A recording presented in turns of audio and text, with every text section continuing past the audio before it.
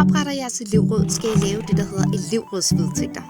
Og ja, det lyder både kedeligt og svært, men det er vigtigt, og vi skal nok guide jer. Vedtægter er bare et fancy ord for regler, der skal gælde for jeres elevråd. Det er altså en slags guide, der kan hjælpe jer fremadrettet. Derfor er det rigtig vigtigt, at I får jeres vedtægter skrevet ned, når I opretter elevrådet.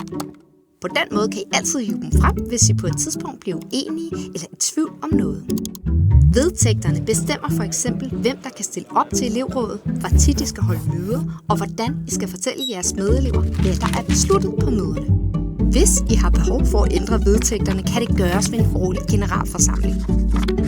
Man kan godt blive en smule rundtosset, når man læser vedtægter, fordi de er skrevet i et meget formelt sprog, og man bruger en masse paragrafer. Men lad ikke skræmme. Paragrafer skal bare ses som punkter. Vi har lavet en skabelon, så I lettere kan udfylde jeres elevrådsvedtægter. Den finder I på hjemmesiden detgodeelevråd.dk.